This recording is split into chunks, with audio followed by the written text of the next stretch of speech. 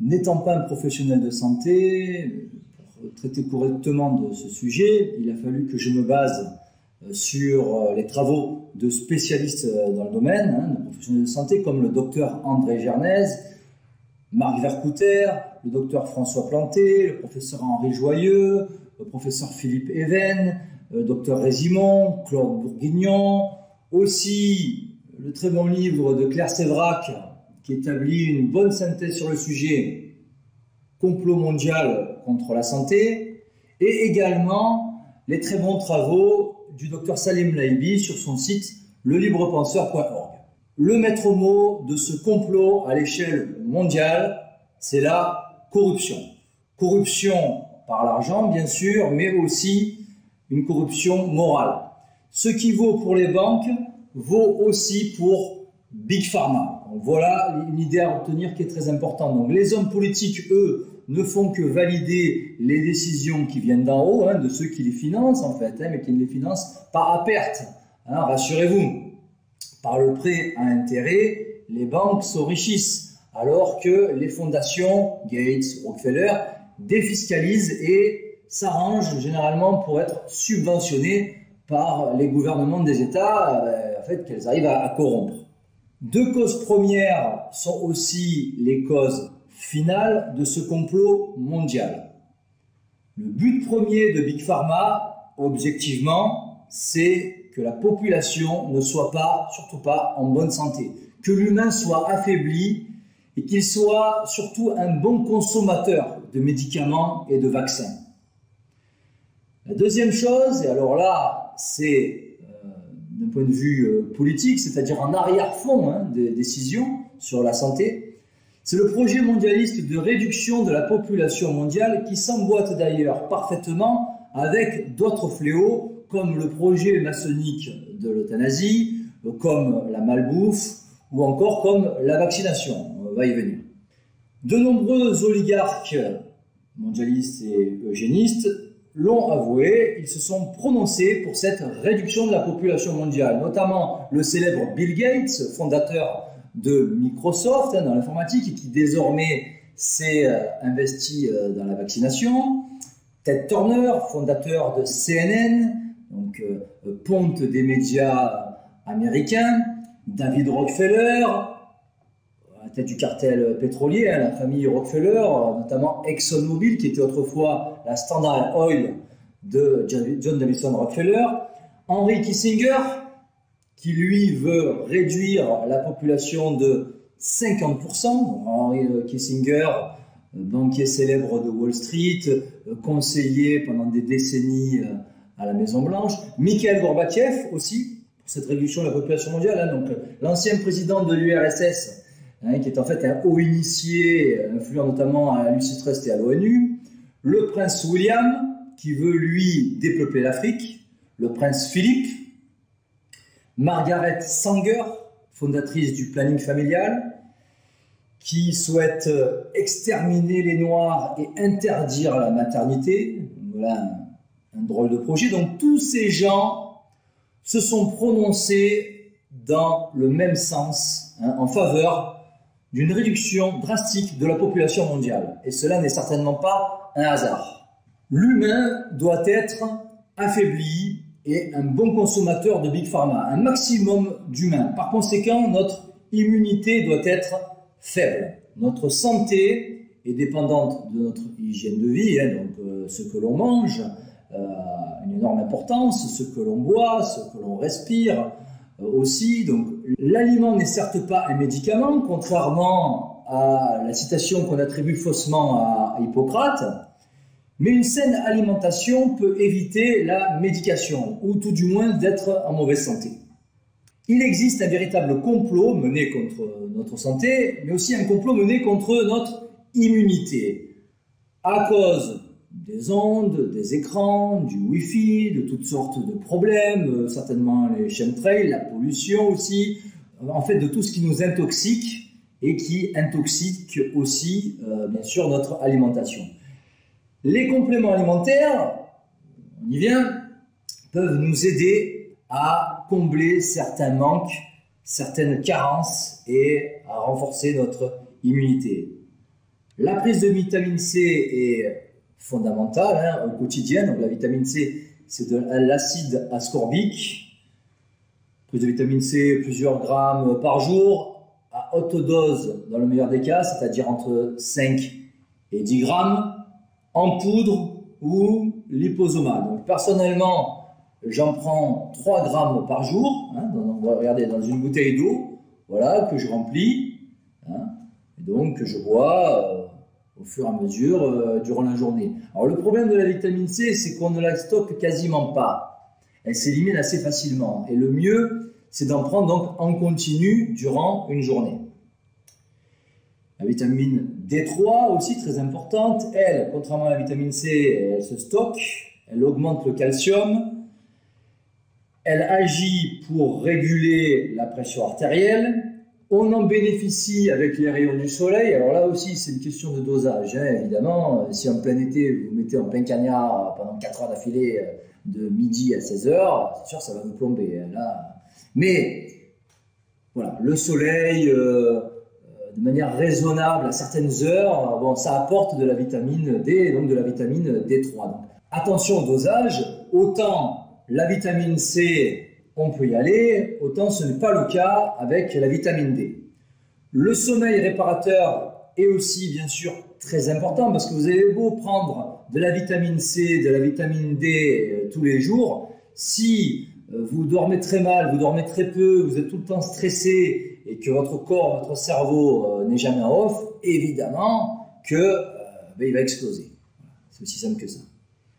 Il y a éventuellement aussi la solution du jeûne intermittent dont fait l'éloge le docteur Richard Cheng, qui aussi, bien sûr, comme beaucoup d'autres médecins, l'éloge de la vitamine C. Oméga 3, zinc, probiotiques sont aussi préconisés par certains médecins compétents. Donc tout ceci est important en vue du renforcement de notre immunité et donc en amont.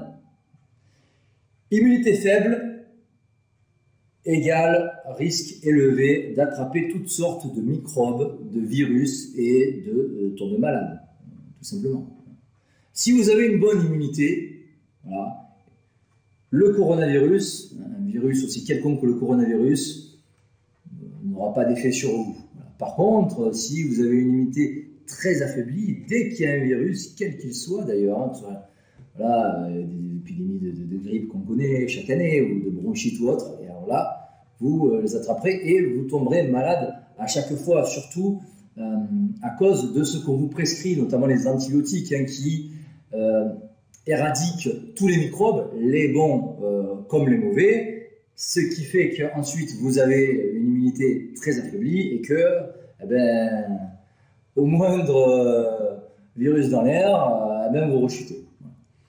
Alors nous allons voir maintenant les relations étroites, le mode de corruption oligarchique, donc à la tête de la pyramide mondialiste, la collusion entre les multinationales et les politiciens, chacun voyant au final son intérêt. Donc le pouvoir pour les uns, hein, assure sa domination, et les bénéfices pour les autres qui valident politiquement le projet des cartels. La crise du coronavirus a été significative sur bien des points. Nos dirigeants politiques ne sont pas simplement les marionnettes des banques. Ils sont aussi au service de Big Pharma et nous en avons eu l'illustration. Hier, Roselyne Bachelot lors de la fausse pandémie de grippe H1N1. Aujourd'hui, Macron, Philippe, Véran, Salomon à la manœuvre lors de la crise sanitaire du coronavirus. En fait, Roselyne Bachelot avait été à la grippe ce que Nicolas Sarkozy fut à l'insécurité en banlieue et le gouvernement Macron à la crise sanitaire du coronavirus. De la com, des mensonges, de la manipulation, une mascarade politico-médiatique au service des puissants de ce monde qui ne sont pas uniquement à la tête des banques. Les politiciens valident le projet qui vient d'en haut. Ils sont payés pour cela, faire l'intérêt des cartels et non du peuple. Ceci est un principe de base. Il suffit de voir les financements d'ailleurs, des partis politiques. Qui y a derrière? Donc les banques, bien sûr, mais aussi les cartels, notamment l'industrie pharmaceutique. On observe une fuite en avant qui conduit ces industries pharmaceutiques, agroalimentaires à produire toujours plus dans un but purement mercantile, qui s'établit en milliards de bénéfices, et ce, au détriment de la santé de tous. Alors, vous me direz, il n'y a certainement pas que l'intérêt économique, puisque lorsqu'on a des milliards de milliards, il y a certainement autre chose, et notamment l'orgueil de Lucifer. Et là, il serait intéressant de voir quelle est la spiritualité de ces gens-là, s'il n'y a pas le sabbatéo-franquisme, chez les Rockefeller, les Gates. On a pu voir aussi quand même un détail qui nous a un peu interpellés, et notamment cette croix inversée que porte Melinda Gates. Pour le professeur Philip Even, 80% des médicaments en vente libre dans les pharmacies ne servent à rien.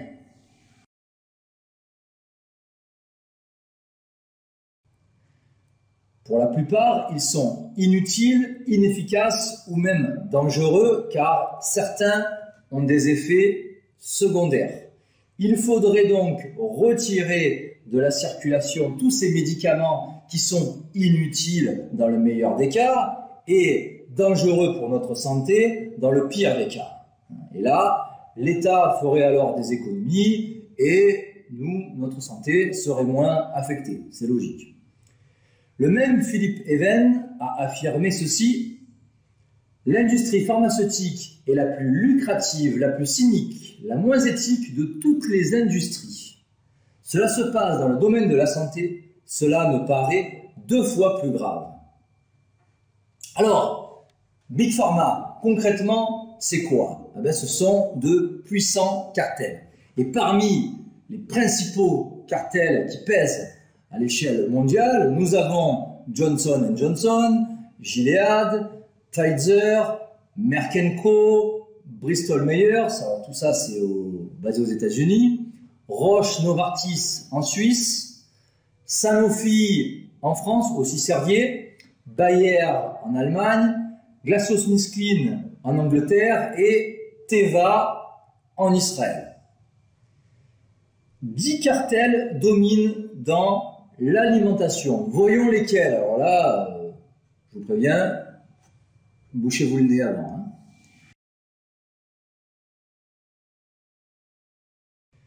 Nestlé, PepsiCo, qui était autrefois Pepsi-Cola, Unilever, Coca-Cola, Mars, Mondelez, Danone, General Mills, British Foods et Kellogg's.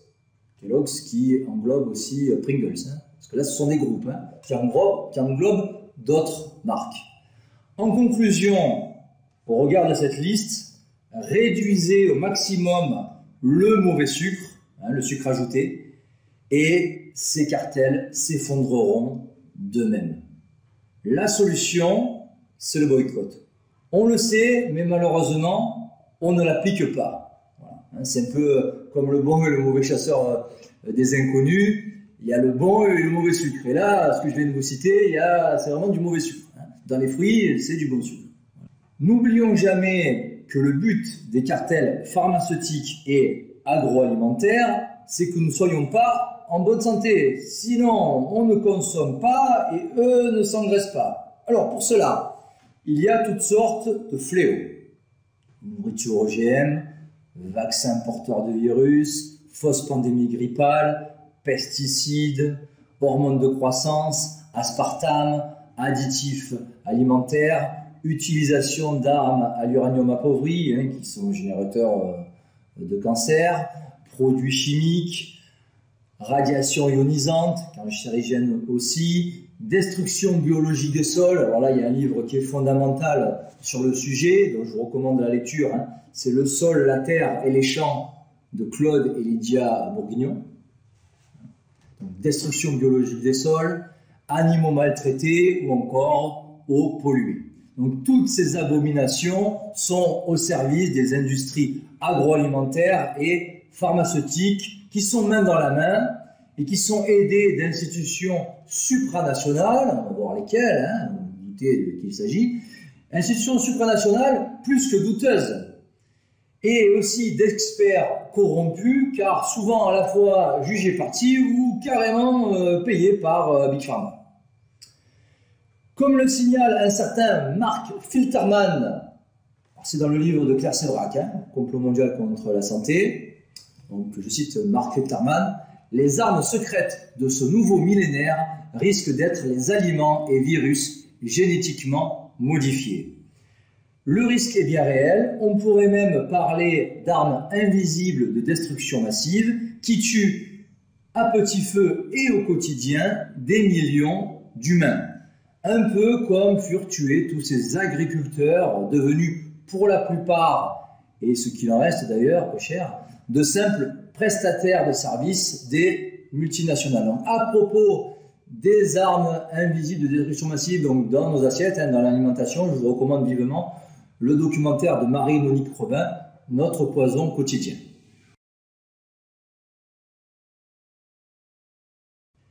L'ennemi invisible, ce n'est pas simplement dans la nourriture, on l'a vu avec le coronavirus, donc cet ennemi invisible a bon dos, car sous prétexte de danger sanitaire, on nous met en place des mesures liberticides qui ont été appliquées et qui font avancer l'agenda mondialiste dans une certaine direction et, force est de constater, pas dans notre intérêt.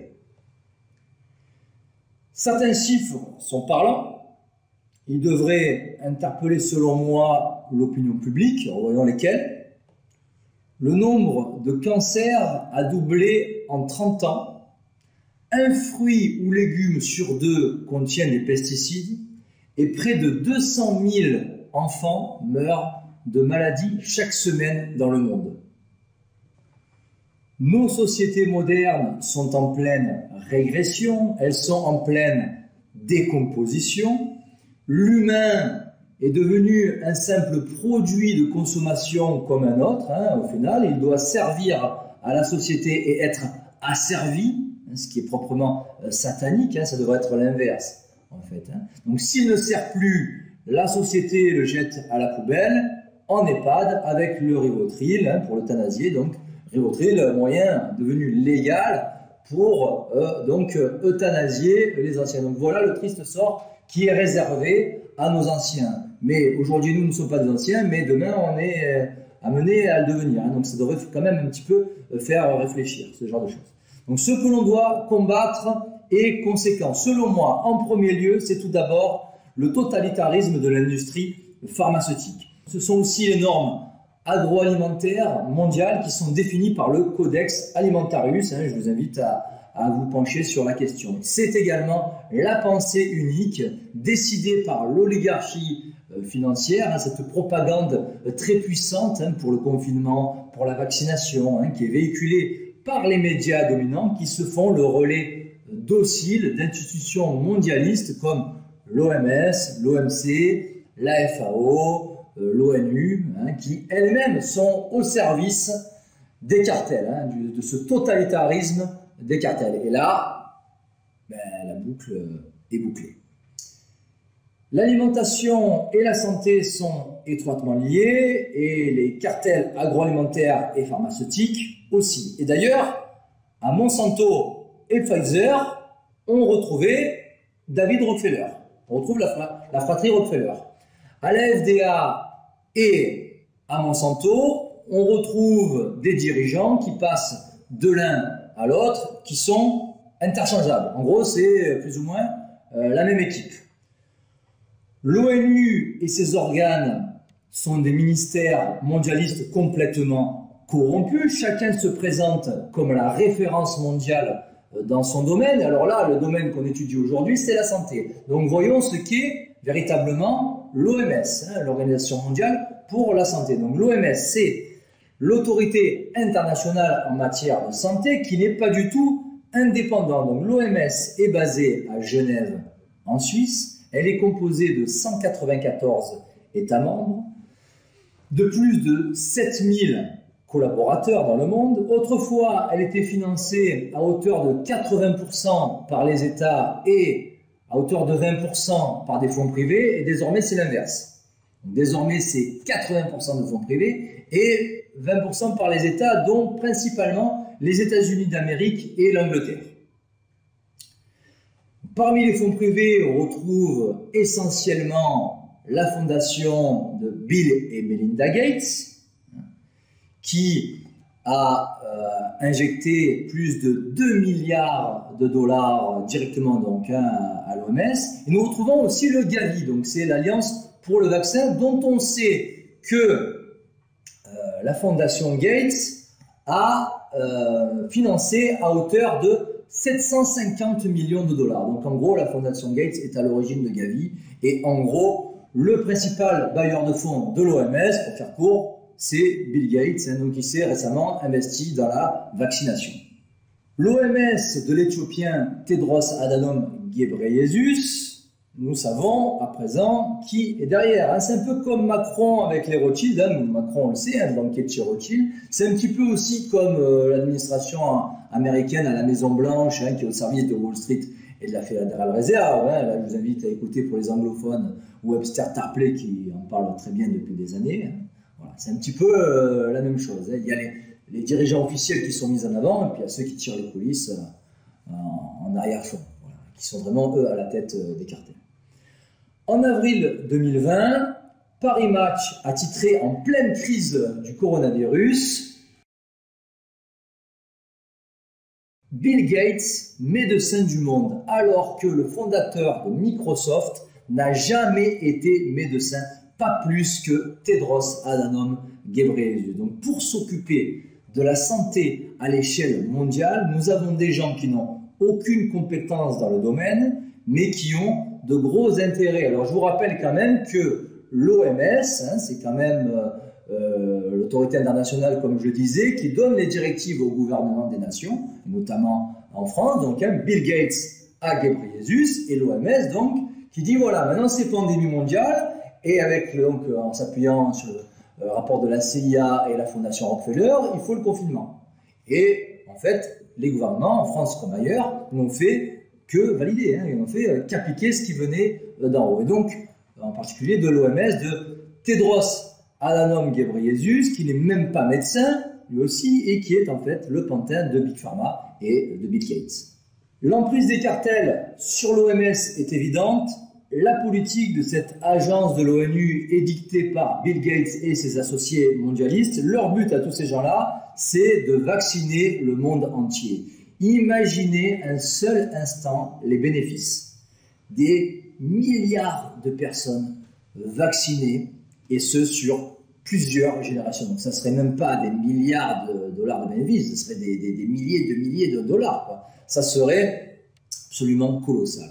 La fondation Bill et Melinda Gates finance aussi grassement les médias. Elle a versé en 2019 plus de 2 500 000 dollars à l'hebdomadaire allemand Der Spiegel, près de 300 000 dollars à l'hebdomadaire allemand Die Zeit, plus de 2 millions de dollars au groupe Le Monde. Alors attention, Le Monde, c'est pas simplement le journal Le Monde, c'est aussi Le Monde diplomatique, c'est Télérama, c'est La Vie, c'est quelque chose quand même, c'est Xavier Niel et Mathieu Pigasse.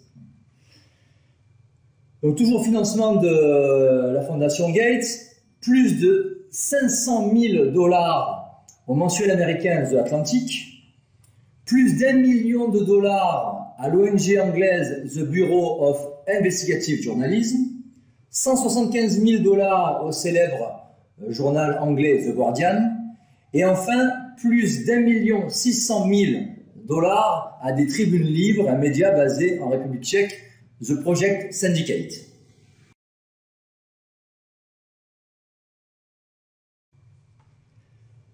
L'OMS ne dit mot sur la nocivité du glyphosate, par exemple, donc cet herbicide envoyé par avion et produit par Monsanto, commercialisé sous la marque Roundup.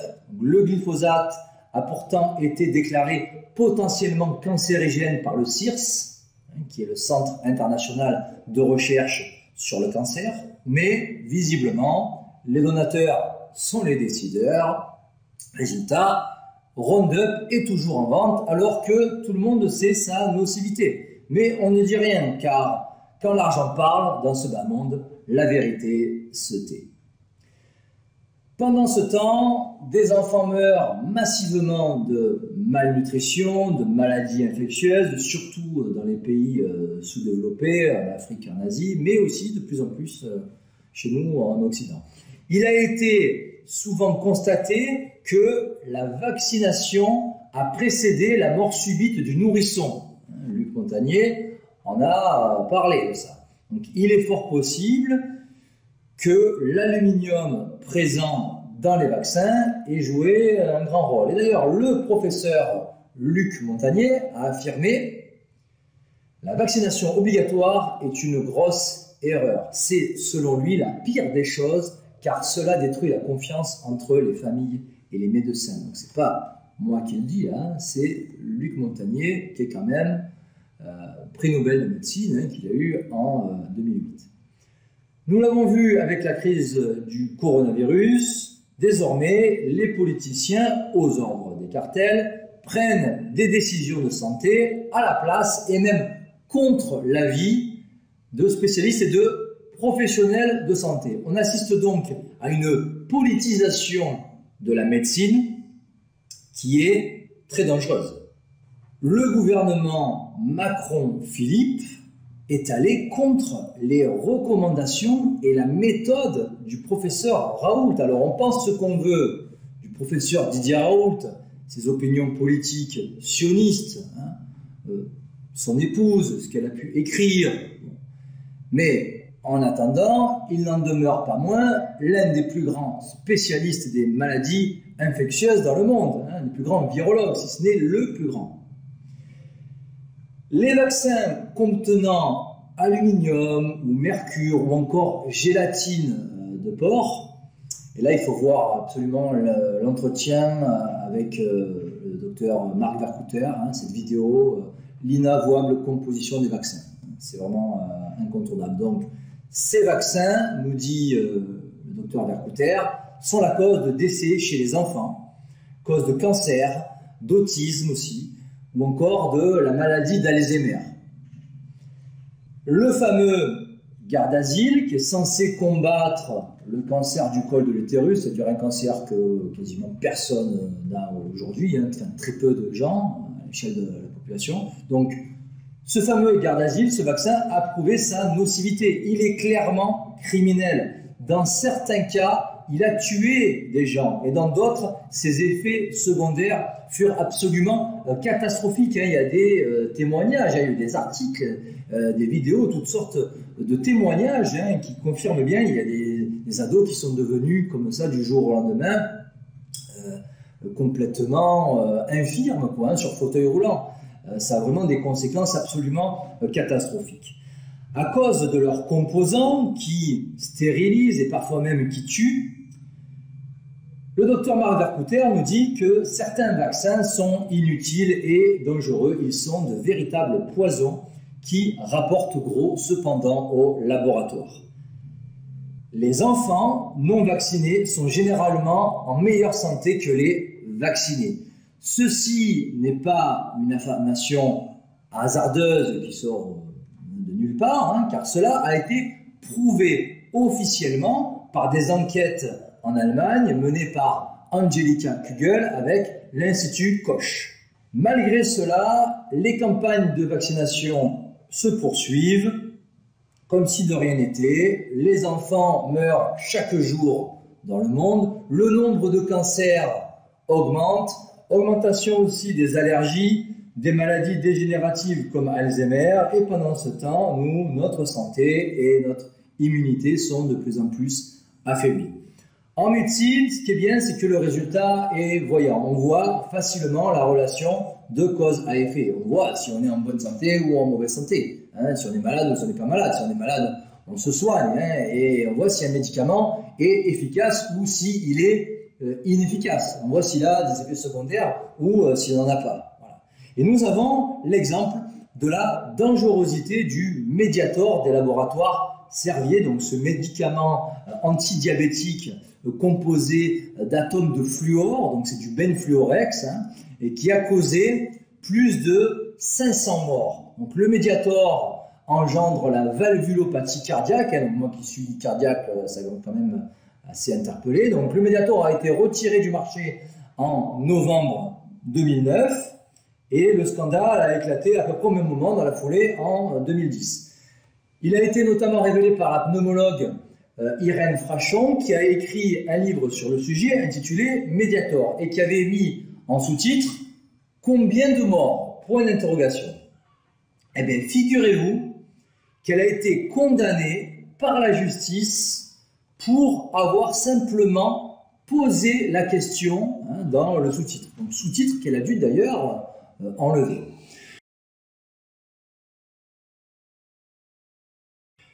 Le Mediator a en revanche été autorisé aux États-Unis par 2 experts de la FDA qui, comme par hasard, ont été payés par le laboratoire Servier. Et là, on a clairement un cas de corruption majeure.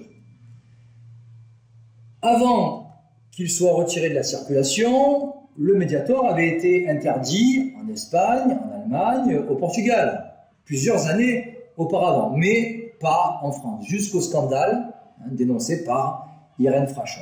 Autre scandale, celui du Vioxx, cet anti-inflammatoire du laboratoire Merck & Co, dont je parlais tout à l'heure, dans le top 10. Donc, le Vioxx a été validé par la FDA aux États-Unis en 1999.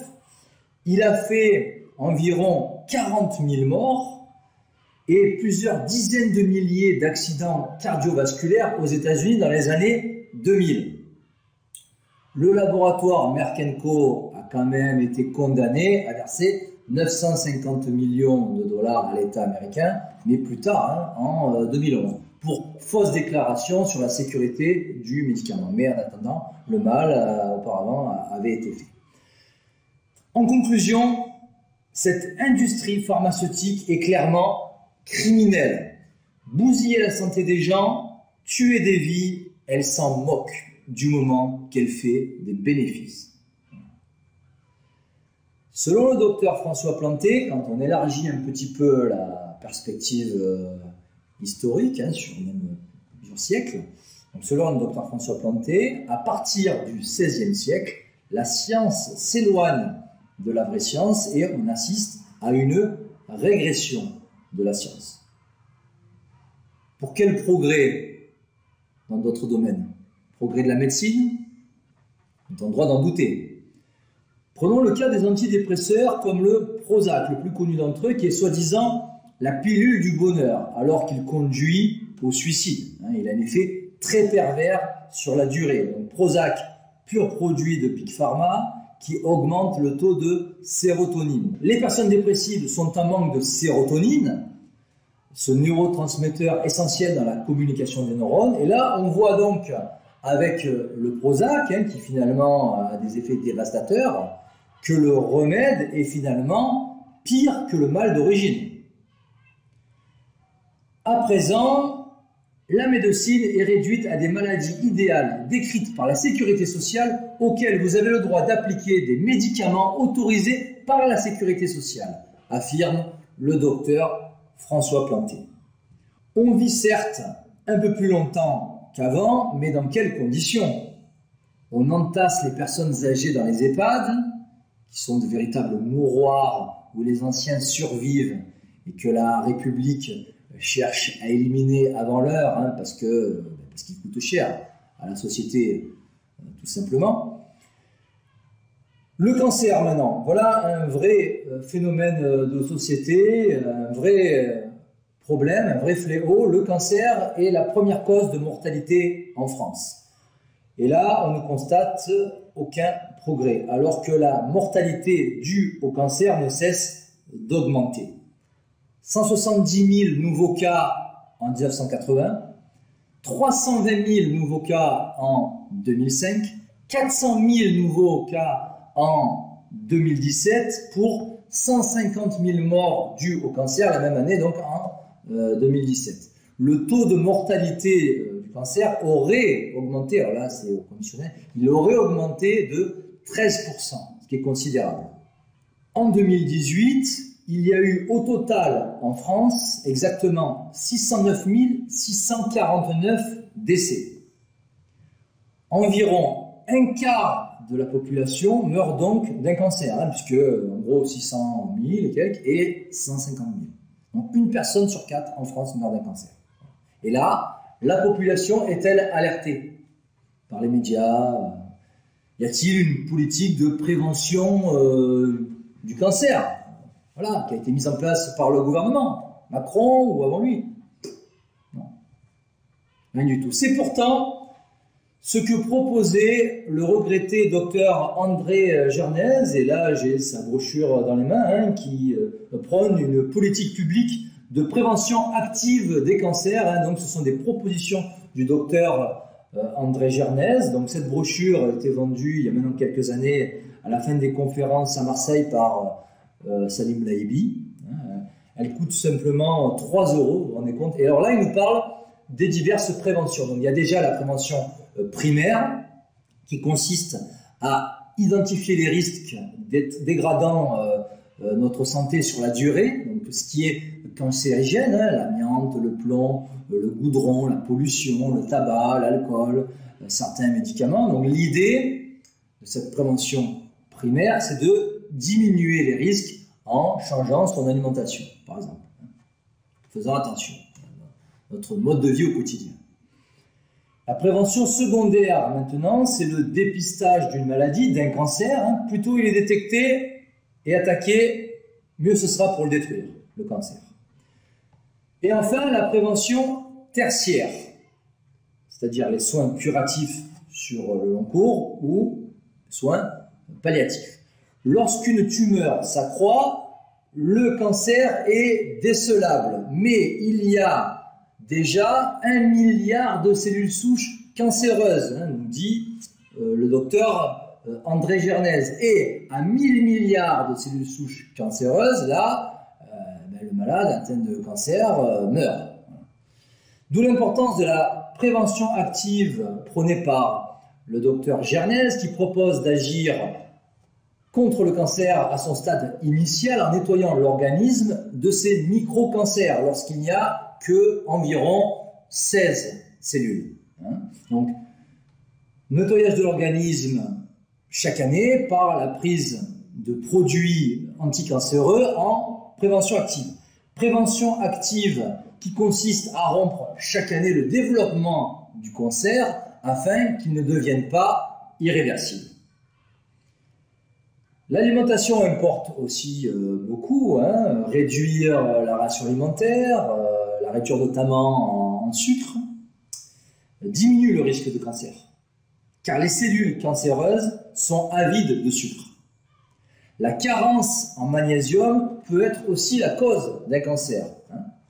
Voilà, par exemple, vous avez comme complément alimentaire le MAC2, voilà, personnellement que je prends au quotidien, hein, qui contient du magnésium, mais aussi de la vitamine B6.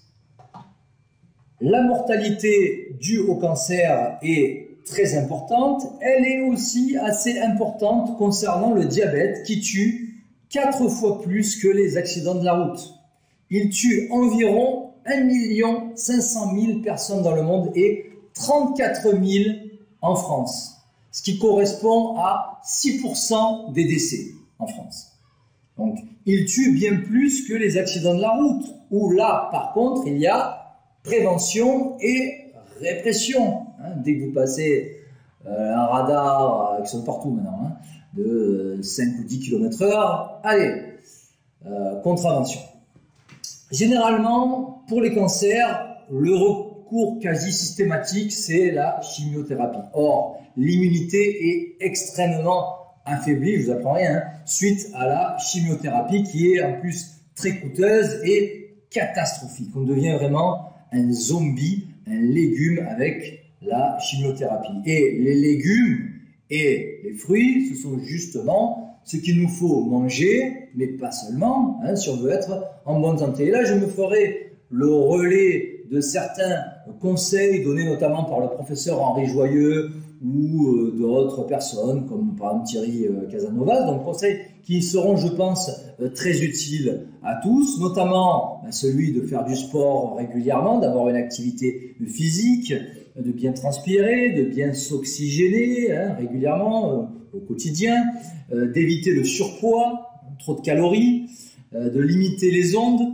Wi-Fi, ordinateur, téléphone, micro-ondes, éviter de fumer, aussi des drogues douces, fumer aussi la nicotine, l'alcool, donc tout ceci réduit nos défenses immunitaires. Boire de l'eau chaque jour, éviter les sodas, mauvais sucre ajouté, consommer du calcium végétal plutôt qu'animal, manger de préférence des salades, des crudités, des fruits secs, du poisson, très bon pour la mémoire, des fruits de mer, éviter la malbouffe des fast-foods, l'alimentation grasse, éviter aussi la consommation de gluten. Souvent, c'est indiqué dans la composition de ce que vous achetez.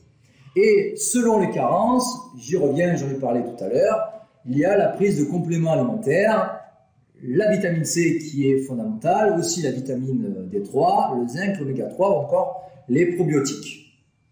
Pour en revenir à Big Pharma, face à cet empire pharmaceutique tout puissant, il est important et nécessaire, selon moi, de diffuser au maximum la vérité, diffuser les informations de spécialistes de santé comme Marc Vercouter, le professeur Raoult, André Gernez, Sylvie Simon, Luc Montagnier, Henri Joyeux, Thierry Casanovas et j'en oublie, il y a bien d'autres. Donc relayer leurs informations, leurs travaux est fondamental. Par le biais d'Internet, ces informations peuvent faire leur chemin et faire barrage face à la propagande d'État et ainsi entraver des stratagèmes pervers comme ce fut le cas pour la pseudo-pandémie de grippe. Donc pour faire face à ce processus destructeur voulu et commandité par les industries pharmaceutiques et agroalimentaires, prenons soin, chacun de nous, à notre niveau, prenons soin de notre santé, prenons soin de notre immunité, ça c'est important tous les jours dans notre mode de vie, cherchons sincèrement la vérité et surtout diffusons-la au maximum.